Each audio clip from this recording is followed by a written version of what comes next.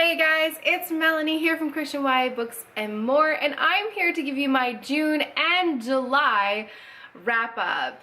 It has been super busy and I got a lot of reading done, even though it was incredibly busy for me traveling and everything like that. But I wanted to give you guys this wrap up because it's overdue, and also because I read some really cool books that I want to share with you guys. So overall, I read 6 physical copybooks and 2 audiobooks in the months of June and July. I believe I read 5 books in June, and in July I read 3, and each month I read 1 audiobook. So that was pretty good. Even though we were super busy and we had a lot going on, I think that was really excellent. I hope you guys got a lot of reading done. Stay tuned to the end of this video because I have a question for you of what I need to read for my next book. So I need your help. Let me know in the comments below and I will keep you posted for the end of this video. So please stay tuned for that. Okay, so in June we started the month with, and these are the books I actually read in the month. So this is Joanna Alonso's This Sacred Scarred. This was a very good book. I rated it a 4-star rating. It's a modern retelling of Beauty and the Beast. I felt like in the beginning of the book it was very modern, very dealing with a lot of social issues the main character had, and also the other main character, the male main character in this one. And then we kind of launched halfway, midway point, it seemed to launch into a really true bona fide fairy tale retelling of Beauty and the Beast. And it had some elements in there of magical kind of elements or whatever it was, and it was interesting, very good. I really did like it. It had really good basis of biblical concepts, biblical things in there that we got to see, a transformation and a salvation kind of message in there as well. It was really well done, and I really appreciate Joanna doing that for us, to have a modern day retelling, Christian retelling of Beauty and the Beast. So yes, that was in June. And then we had Melanie Dickerson's book. This is The Noble Servant. It is the 3rd book in the medieval fairy tale retellings, where she smashes up 2 fairy tales to go into a medieval story set in the Roman Empire. It is in Germany. This is the story of the Prince and Pauper. It's a folk tale story of Canada, the Prince and the Pauper, and a retelling of the Goose Girl. This actually, to me, was more of a retelling of the Goose Girl. And if you haven't read the Goose Girl, I really encourage you to read the Goose Girl before you read this book. I think you'll appreciate it a lot more, and some of the pacing in this book is a little bit slower than we really get with Melanie Dickerson in her writing, so it might be a little off for you at the beginning, but keep on with it. It's a really good story and I loved it. She did an excellent job, and I rated this one a 4-star. So yes, I love Melanie Dickerson's book, and I'm really looking forward to the next book that's coming out. Oh, so good, so good, so good. Yeah, so this one was in June as well. Then we had Under a Summer Sky. This was sent to me by Revel to review, and I rated this one a 3 stars. It was good. It was a very good contemporary story. Melody Carlson has kind of ventured out from her YA and gone into more of like a new adulty, young, it still kind of feels young adultish, but it's actually like, you know, 18 to 30-year-olds kind of relate to this kind of stories. It was really good, very clean and cute, and wasn't bad. There was some weird haunted house stuff going down and stuff. It was kind of interesting, but I didn't focus on that as much as the other parts of the story. It still had biblical principles in it, and it was really good. I didn't like this one as much as the other one, which is All Summer Long by Melody Carlson. That one was really good.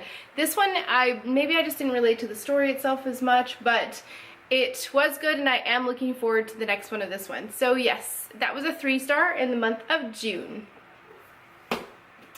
Then I had a reread of Melanie Dickerson's The Healer's Apprentice. I was kind of in a reading slump at that time and we were busy and I just really wanted some inspiration for myself in my writing, and so I picked this up and reread it. It was so good. Oh, I just love her stories. Like, they're so good. So I want to reread the whole series eventually. So I am on an audiobook right as we speak right now. I'm on the 3rd book in the series. Yeah. No, sorry, 2nd. 3rd. I'm on the 3rd. I don't know what I'm talking about. I'm on the 3rd book and audiobook in the series right now as we speak, but I only listen to it when I'm, of course, doing things and need the audiobook versions, so it is a more slow read. But yes, I read this one. Super good. It was so good. Of course, you already know. I rated this 5 stars and I kept it at 5 stars for my reread. Then, so that's it for physical copies of, well, and the reread for the month of June. The audiobook I read was an Amish Garden. It is a novella smash up of a whole bunch of different cool authors, and it was really good. I did only read it 3 stars. It was good. It just didn't hold my attention the entire way, and it was an audiobook, and I think that had something to do with the attention thing. I also don't love novellas, and I didn't even know it was a novella until I started listening to it, and then the story stopped and started going on. So it was kind of interesting. I did like the stories though. They were kind of cute and I loved it. It was a really good filler to get me out of my reading slump and get back into reading again. So that wrapped up June, and now we're going into July, which was On Love's Gentle Shore. And this actually put me in a worse reading slump, but it was still good. It's 3.5-star rating that I rated for this book. You guys already know how I felt about it because I kind of talked about this book in my last video, and it was good, it was good, it was good. The only thing is that I was going into this book with the lens of a Canadian style author and a fully Canadian character, a bunch of characters. Now, I didn't just have an issue with just this main character. I had an issue with some of the other characters that they just didn't feel Canadian enough for me, I guess. And so, having said that, I switched my lens and I thought, you know what, I'm gonna look at this in a different view. And I got home from my travels and I put on the lens saying, I'm gonna look at this as an American author who has incorporated Canadian elements into her book. And when I did that, I was able to read it and I really enjoyed it. The other thing I had an issue with the main character. She is engaged and her fiance is supposed to be there with her. And in the beginning part, while he was actually still there, she had more encounters with her old friend from the island than she did with her fiance, which I found was really kind of awkward and kind of weird, and I wasn't sure about that. So I had some issues with this book, but overall the end of the story was so good, and you have to read it just based on the social issues, and some of the aspects of this book was really cool. And I love the fact that we could go to PEI with our author Liz Johnson. So yes, overall really good. I rated 3.5 stars. Definitely a good read, and this was also given to me by Revel for a review. That was July. Then for my second physical copy, this was also given to me by Revel to review. Obviously, it's in like a manuscript, and it was really good. This, you guys, my 5-star rating out of all the books besides the reread that I read of Melanie Dickerson's, which you guys already know that I love, this was the only 5-star rating. This book was so good. I mean, despite the fact that it's so huge as well, it's not actually that big. It's like her typical books. Like, where is she? Oh. Where did she go? Here. This is her books as well. They aren't that big. They're not huge. They're an average size book. And for me, this was massive. Anyway, so I really, really like this book for many reasons. One, the suspense in this book was really good. It was really, really good, and it kept you going.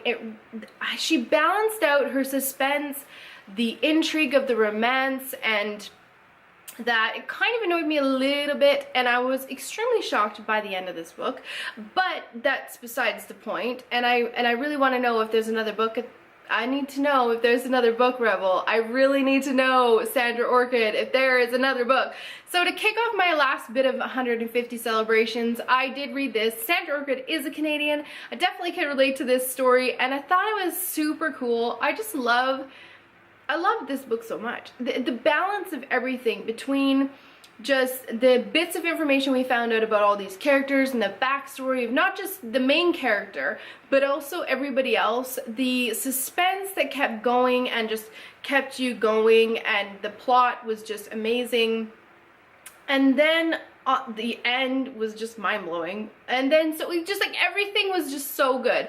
So I had to rate this a 5-star, you guys. That was for July, and I'm so out of my reading slump. But then after I read this one, I was like, what book am I going to read? I literally stood at my bookshelf for like an hour.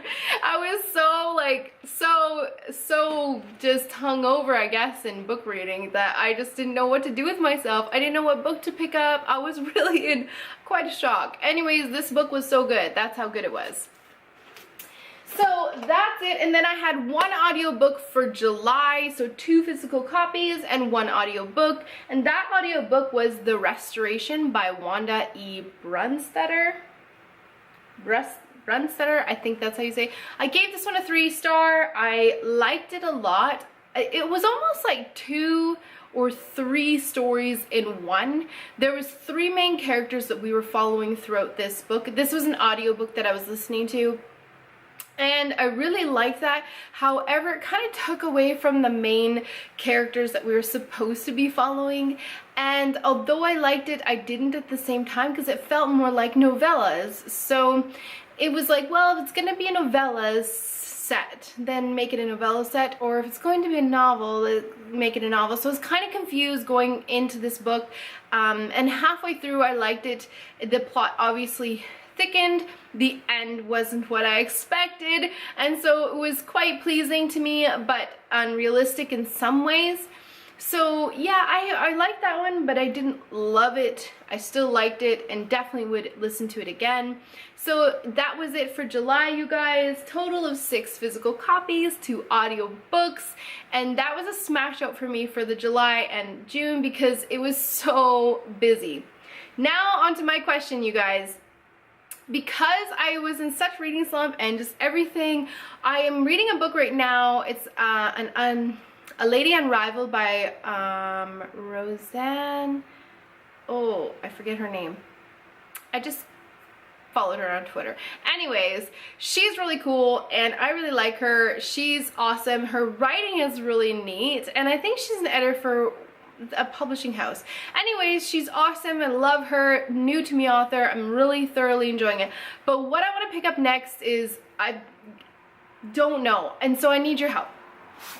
I need to read this book eventually. It's a Rebel review book that you guys already know that I have. So, and then I really want to read this one, which I've never read anything from Melissa Tagg. So I'm really excited about that. And I need your help. Should I read Made to Last by Melissa Tagg or A Matter of Trust by Susan May Warren? Both of these are new to me authors, and I have to let you guys know I'm scared to read new authors. I think that's why I don't read their books in order, because I need to see what other people think. I need to hear what they say, and I'm really nervous about it. So please let me know, which one should I pick? A brand new book by Susan May Warren or Melissa Tagg, a well-to-do book that everybody I'm sure has read already. And if they haven't, let me know. Anyways, please let me know in the comments below which book I should read. I would really appreciate that.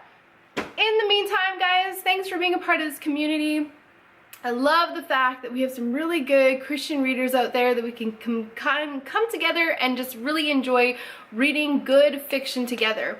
I really appreciate your honest input. If you've read a book that you don't like that is on here, please let me know. I really want to hear about it. If you think of certain content is not good, let's talk about it. I totally want to build a community here. And having said that, I am supposed to be reading Unraveling right now by Sarah Ella. I haven't bought the book yet. I think I may pick it up from the library because I'm not 100% sure if I'm gonna really enjoy that book. I'm a little bit leery about it. So let me know if you guys have read that book, what you thought about it. I would love to hear comments too. And until next time, happy reading, guys. Bye.